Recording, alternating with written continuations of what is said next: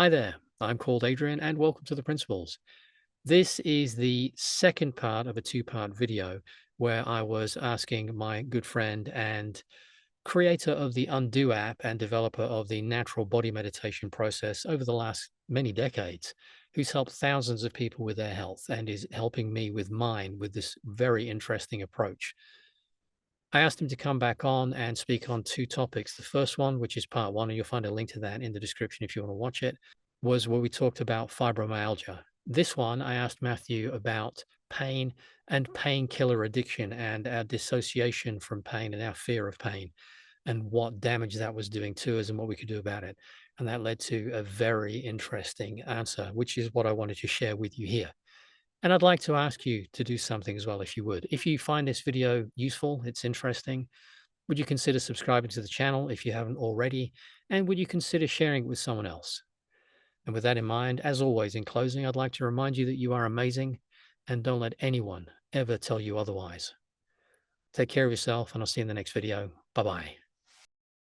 I'm very fortunate in that for the last 35 years, I have steadfastly refused to take any pills or painkillers or anything because I Ah, want the message, because the message serves me. I know that, even though yeah, there's been times where it's been very uncomfortable. And I can use things like DMSO to reduce the kind of intense nerve sensation so it calms down so it's yeah. tolerable. But the really Fantastic important, product, by the way. oh, Oh, it's amazing. Yeah. it's king. Yeah. It's one, there's a handful that I think are important, and it's right up there at the top. Oh, The important point to make there is what you've been talking about this entire time is this very destructive disconnection between yeah. the mind and the body. So when you Yeah, take painkillers, why do you think painkiller addiction is a problem? And what do you think that does to people's attempt to heal? Because I don't see how they can heal when they have painkillers. They just get some sense of comfort, but the disconnection is a real problem, isn't it? absolutely. Okay, I really have to, I'm going to try and remember, be thorough as I can here. Yeah. Okay, thank you. This is very, very important. Um, One thing that a lot of people don't know about painkillers and also blood pressure tablets, by the way, is they have within them, you've ever heard of the date rape drug? I think it's Rehypnol or something, but Retinol, yeah. they have both blood pressure tablets and painkillers have within them this effect of um, causing a person to forget, yeah, to disconnect and forget. What's the other thing that causes a person to disconnect and forget? Trauma. And that is trauma, massive, massive trauma. Yep. Yeah. So painkillers and blood pressure tablets, actually, I found out at one stage, which was because I actually went on them. Yeah. Mhm. I was confused at the time and I went on them. And the effect was horrific. In that I felt myself numb out and I could not unnumb myself. And I'm a person who's been for the last, I don't know, 45 years or something, quite whole. So my sense of my body self, my sense of my whole self is all encompassing. Mhm. And I live like that all the time. And it was frightening. Yeah. Because to the degree that numbed me out, to the same degree, I became disassociated and insensitive to other people, Yep. disconnected from and insensitive to people around me. Mm. So painkillers are habit forming, not, I'm going to talk about on a very deep and subtle level of why they're habit forming. But I did, just before I jump onto that, I did want to just mention that these two drugs do desensitize, and therefore they cause the body itself, which is all there is to me. They cause me as a living, breathing organism to not be able to know what is going on inside of myself. And if I, at a sensory, sensational level, do not know what's going on inside of myself, the other thing that happens is I don't respond. Yep. And if I don't have a response, and this is the body, me, the body speaking, if I don't respond to a need inside of myself, it's because I have not received the alert. Yeah. Exactly. Exactly. And if I can't, and when I say I'm not talking about any central point here. The heart may need to respond to the liver may need to respond to the spleen. The knee may need to respond to different parts of the heart. The body is a massive decentralized communication. I'm made up on one thing, but I'm made up of a whole bunch of things. Yeah. From feet through to head. Yeah, I'm made up of a whole bunch of systems.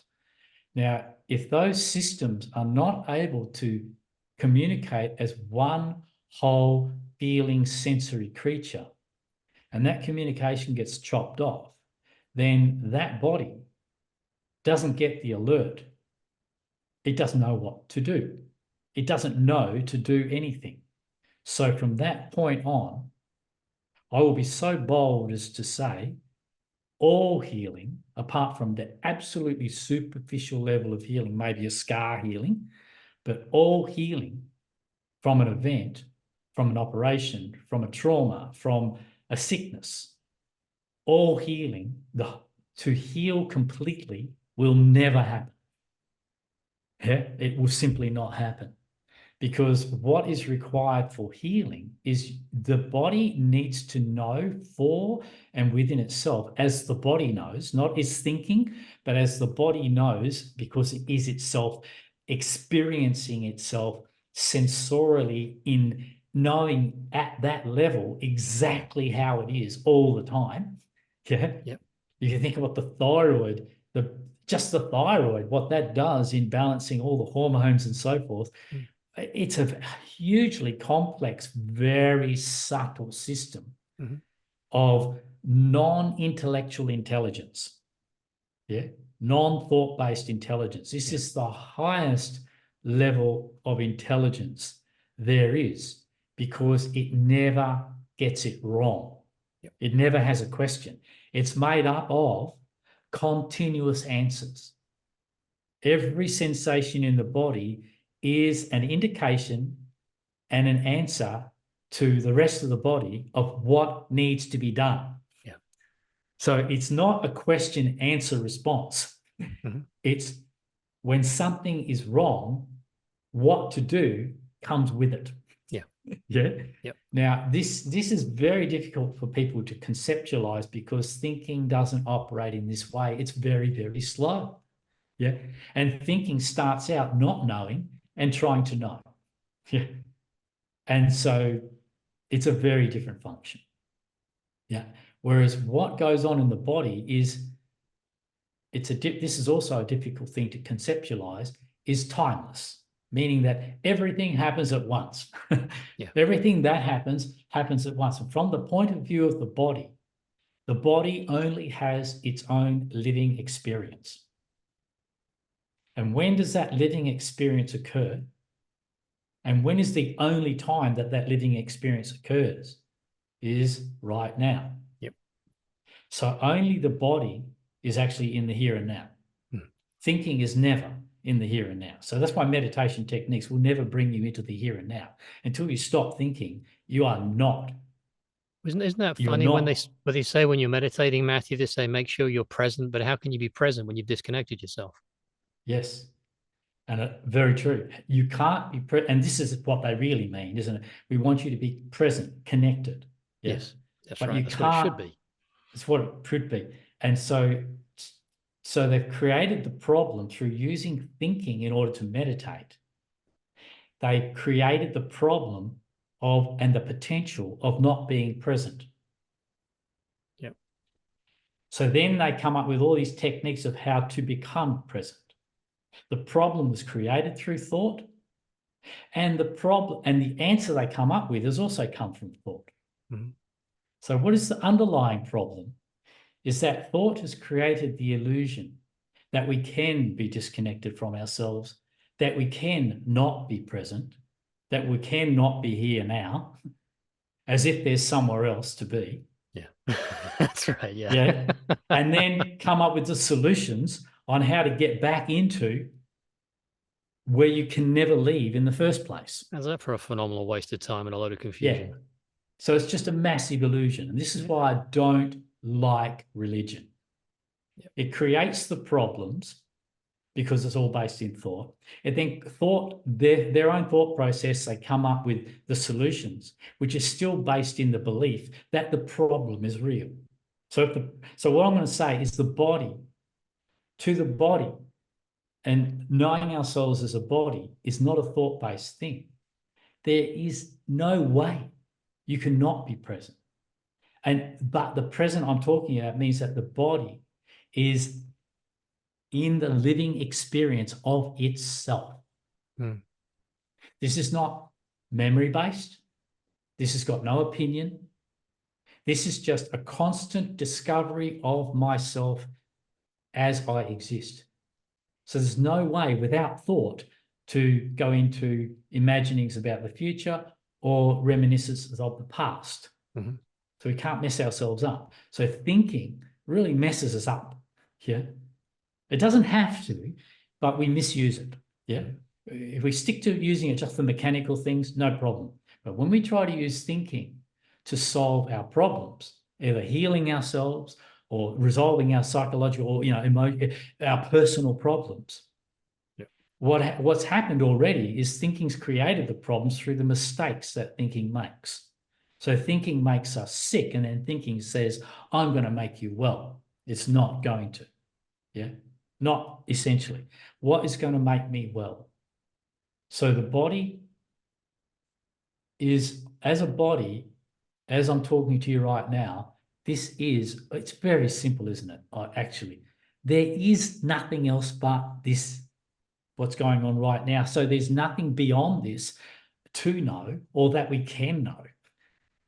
Yeah, but we don't like to think that way. Thought wants to be able to know everything, but how can we? Yeah, well, unless everything is all that we have right here and now, yeah, which I'm suggesting it is, but that's another argument.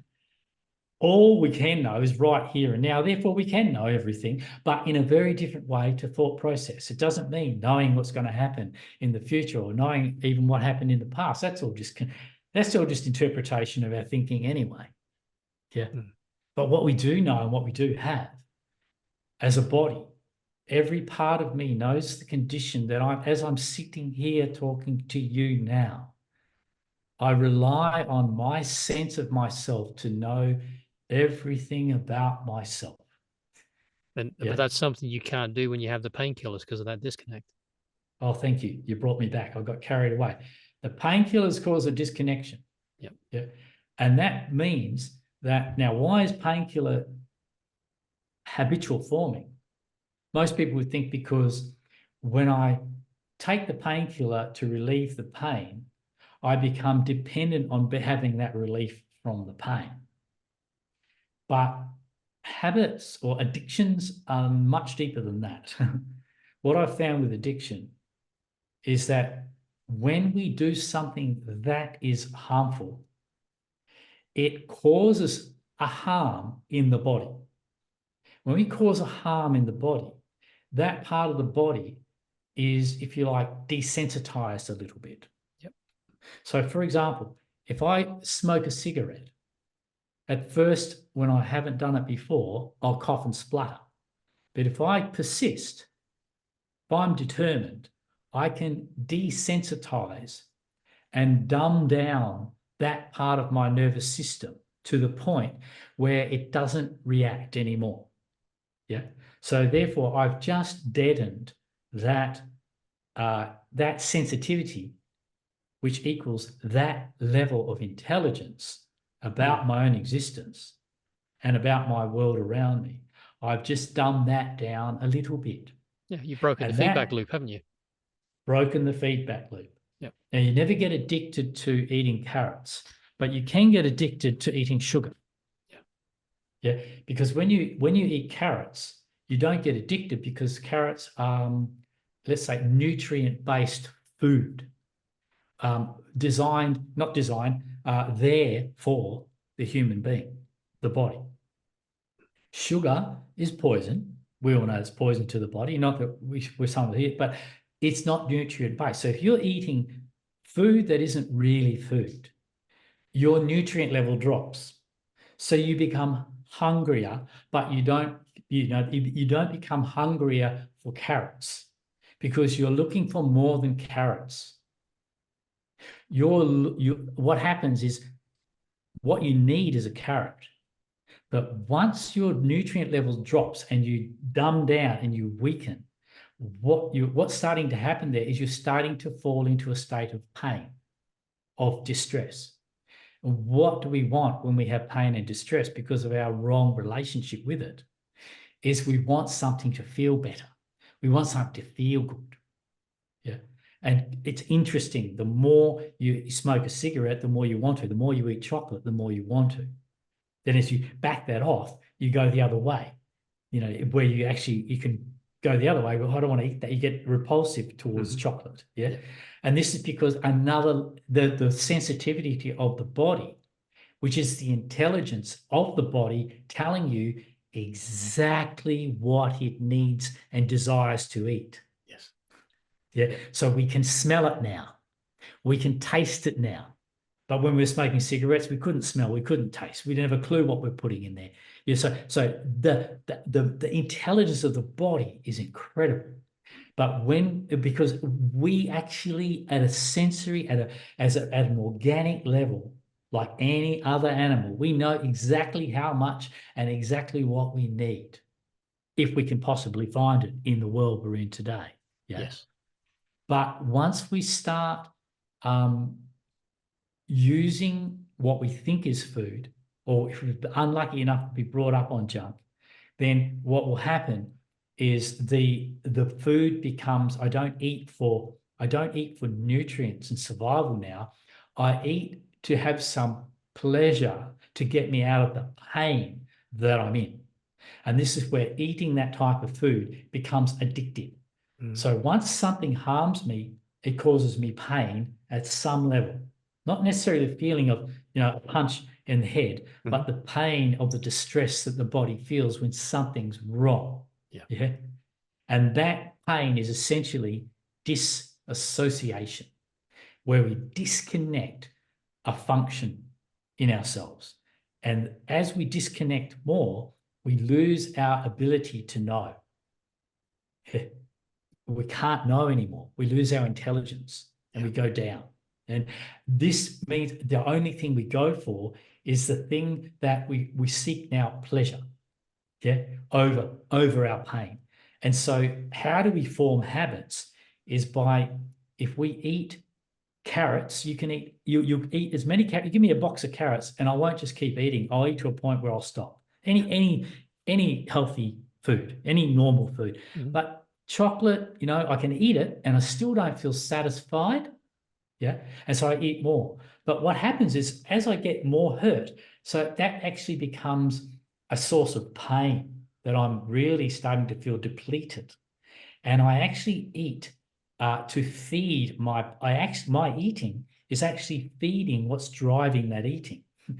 So I'm stuck in a loop. So I'm eating out of pain and I'm causing myself more pain in eating that, and I can't get enough. So I'm not understanding the sensations in my body when I think I'm hungry, when I'm actually feeling, let's say, fear.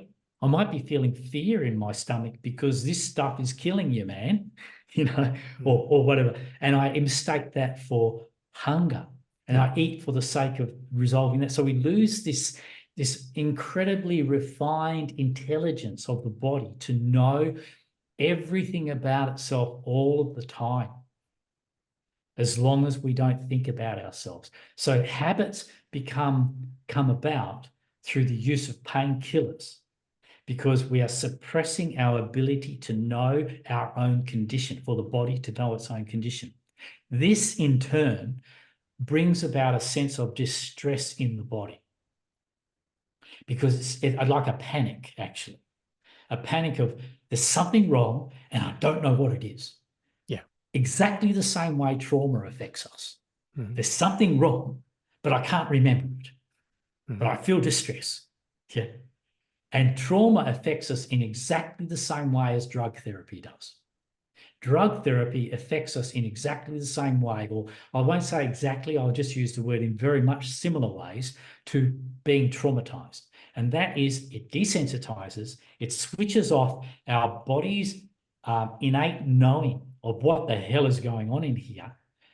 And then we get into panic, or we get into distress. And what most people are feeling with fibromyalgia, for example, they are feeling a sense of hopelessness, of not being able to get over this. They're also feeling a sense of distress, yeah, understandably. And that distress is very confusing, because when that distress is the body not knowing what's wrong, but knowing something is wrong. Yeah. This is way beyond our intellectual mental capacities by this point. Yeah. By this point, we are just stupefied. Yeah. And Well, that's why panicked. people feel stuck, isn't it? And that's the word I'm looking for. Thank you. Yeah. And people with this particular condition feel absolutely frozen, stuck, whether it's trauma or whether it's fibromyalgia. And it says, you know, wherever we turn, I've got that condition, I've got this condition. Oh, God, there's another one that proves I've got it. Yeah. Separate out all those conditions and deal with each of those conditions in their own right. Take away the big umbrella, the big nasty umbrella of fibromyalgia, throw it in the bin, and do this with the psychological ones as well. You know, schizophrenia became dual personality, split personality. Oh my God, it just goes, you know, multiple personality. All these things are the same thing. What do they call it now? Dissociative personality disorder. Dissociative, dissociative disorder. Yeah. I'm losing track, to be honest. I've been in the game for so long, I've had to change the word I use at least 20 times for the same condition. Yeah. At least 20 times. And there's variations. I'm talking about including all the variations. Yeah. What does it boil down to? Honestly, physical and mental health problems boil down to the loss of the body's ability to take care of it, and not giving the body the sovereignty it deserves to take care of it. Mm-hmm. And using this mechanical process of thinking, which is only for working out a shopping list or cooking a meal, and nothing much deeper than that. Yeah. And if it tries to go any deeper than that, it screws it up. Now, what do we got? We got this intelligence of the body. We're not allowing the body to do what only the body can do. I lost track there. Can you bring me back to? Okay, we talked about people being stuck, and we were talking about all the different names that. That's correct. I'd like to talk about that. All these different names. What is it? Oh, yeah, I lost the key point. And the key point was disassociation or disconnection. Yep. Disassociation is, from what I have discovered, the sole only cause of mental and physical illness. And reconnection, reintegration, is the only way to heal ourselves completely. When I say completely, what I mean, I don't just mean get rid of the physical aspect, physical expression of it. If you've been badly traumatized, yes, you have to get over the trauma of what you've been through. But there's something even harder to get over. You have to get over the association that you've created between a natural feeling and a vicious attack. So if you've been abused as a child, you'll have natural feelings that have been a physical with. Matthew, you're It's frozen, horrifying. Mate. Oh, sorry. I lost the bit where you said if you've been abused as a child, you'll have the natural feelings, and then I lost the rest of that. Okay. When you're abused as a child, and I'm just going to touch on this and get away from it again because it's a very big topic. a person who has discomfort around sexuality, at some point in their life, they've had an experience that's changed their natural association with the feelings of sexuality from being pleasurable and nice, yeah, to being horrific and frightening.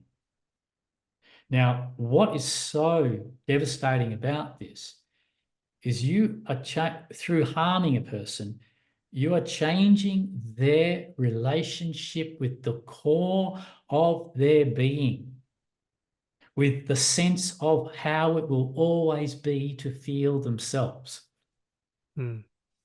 Yeah. And so not only do you have to get over a trauma of something being done to you and all the complications that that brings in, but you also have to get over the wrong association that you have with a natural sensation before you can ever enjoy the pleasure and the fulfillment of that sensation, which you are born able to do. So how do we do that?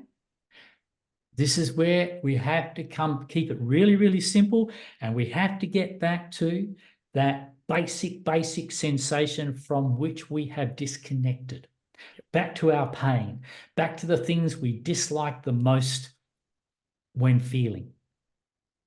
We are disliking those feelings because we have connected those feelings with horrific events.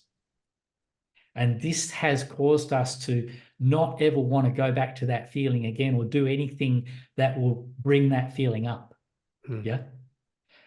The thing is, what we're talking about there is the sense of our very existence, of what we are as a living being. Yeah. And when we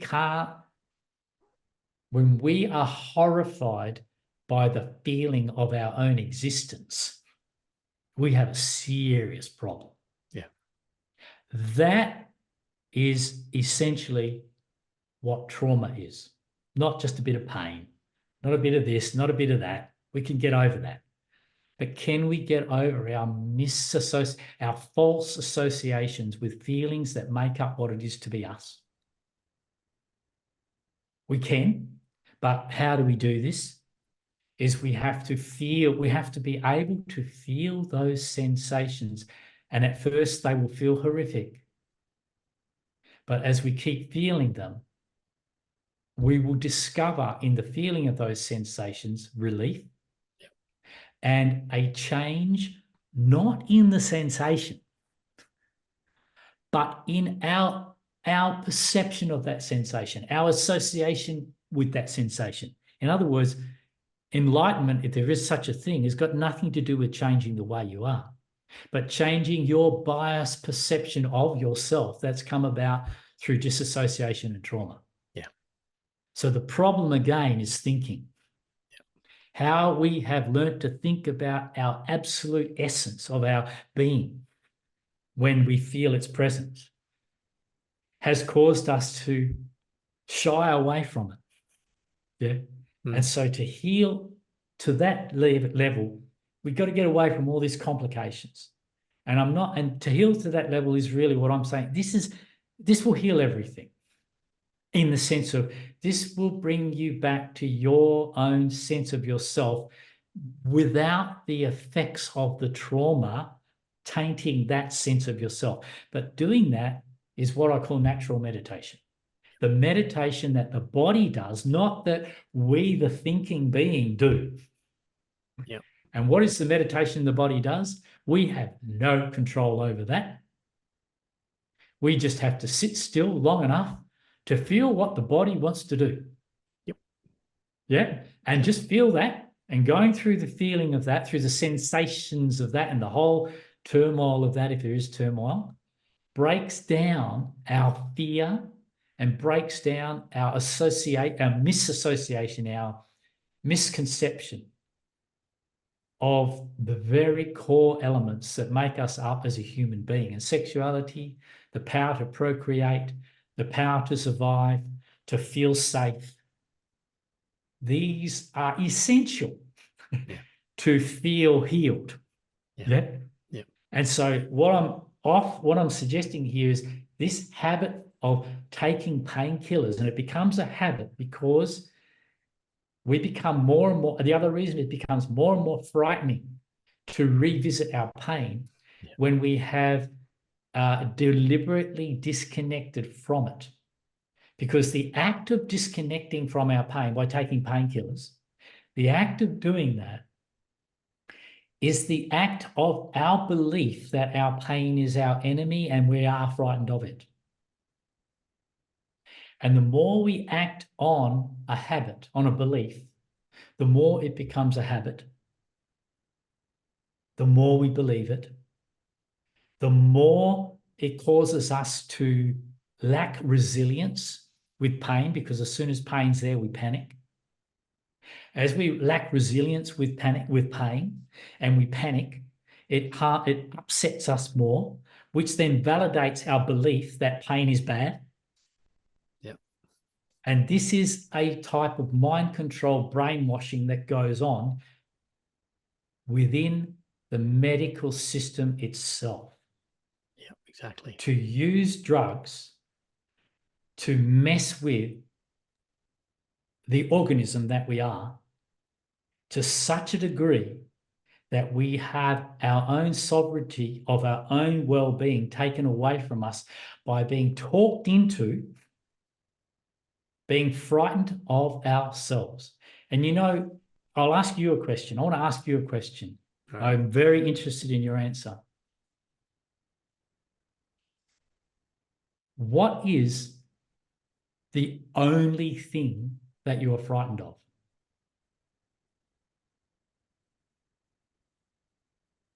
When you bring everything back to its origin, what are you frightened of?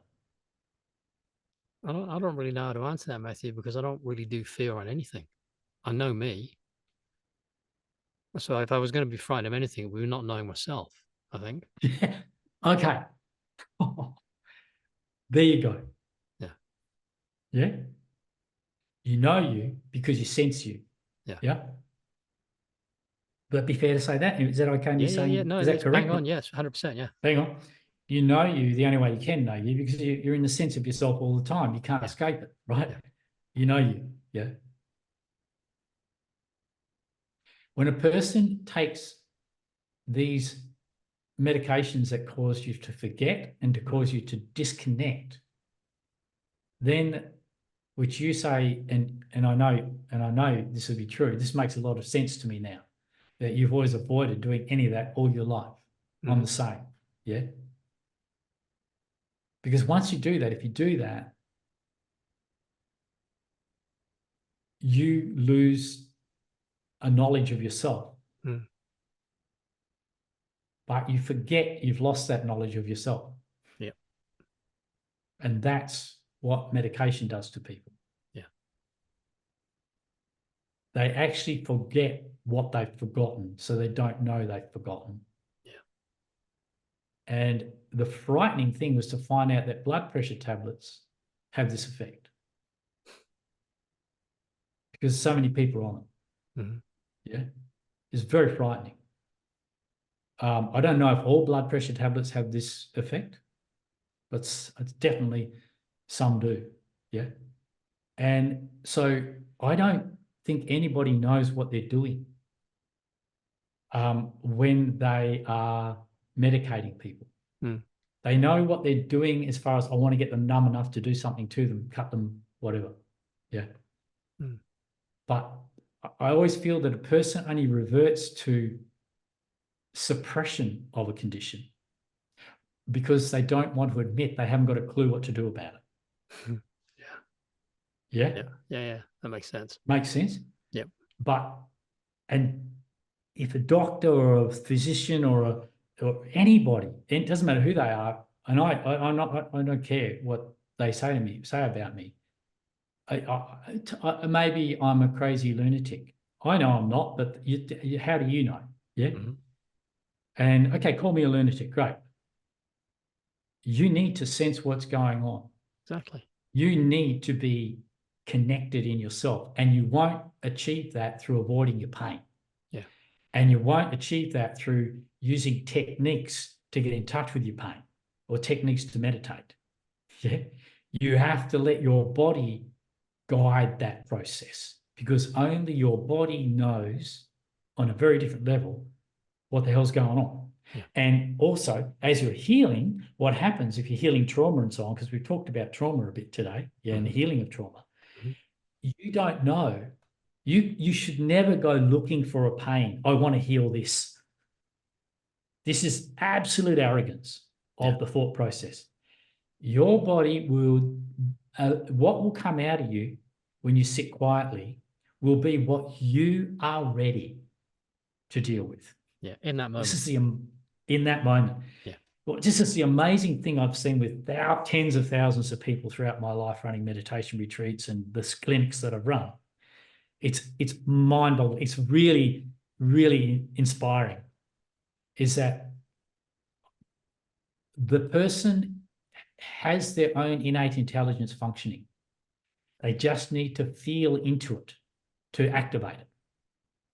What's going to happen is that body is going to bring forward the memory. If it's got 1,000 traumas in there, 100 traumas in there, or 10 traumas in there, it's going to, what's going to surface first is the one that, for very good reason, is not buried under massively complicated thought processes in order to avoid it. The one that is the shallowest, the one that his person is most capable of dealing with first will emerge. And then the next one, and then the next one. It's really amazing. So I say we should never force it upon ourselves to recover from the condition we want to recover from, but simply sit still and let your system recover in its own order, own natural order. I'm throwing something in there I haven't even explained. I've just witnessed this thousands of times. It makes perfect sense to me. It's like when I say to people, most people are short on magnesium, as an example. And if you're taking magnesium for a very specific thing, like you're getting blinding migraines or something, don't be surprised if nothing happens, because your body knows where it needs the magnesium the most. You don't. So get the magnesium in you, let your body do its thing, and eventually it'll get around to the headaches. There you go. And we don't know. It's busy doing more important things. Keeping you alive primarily. Exactly. Trying to keep you alive. It's trying to keep itself alive. So hopefully, we've helped people. Actually, I'll go. Did you have some more questions that you wanted to throw my way? I don't think so. I think that would be for another podcast, because I'm sure I can come up with a whole load of them. But that was particularly interesting and useful, and we covered some ground I didn't expect us to cover as well, which is great. Thank you.